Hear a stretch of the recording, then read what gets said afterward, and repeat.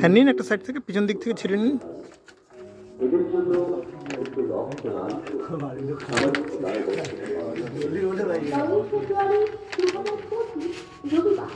সকাল 10টায় সোনারপুর খন্ডরাতে হিন্দু কালীমাতা সুভাষচন্দ্র মন্দির সান্নিধ্যে আয়োজিত হতে চলেছে এক মহৎ রক্তদান শিবির। এই মহৎ প্রতিষ্ঠায় সকল সকল এলাকার আগামী গ্রামবাসীদের জানাই সাদর আমন্ত্রণ। তোমার রক্তে বাঁচব আমি, আমার রক্তে তুমি, জীবনের এই সত্যটাকে যেন আমরা মানি।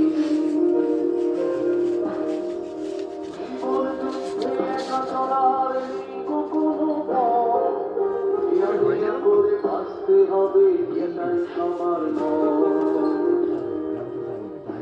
স্বেচ্ছায় রক্তদান শিবির। রক্তদান শিবির আপনার এক ফোঁটা রক্তই পারে একজন নিরীহ রোগীর জীবন।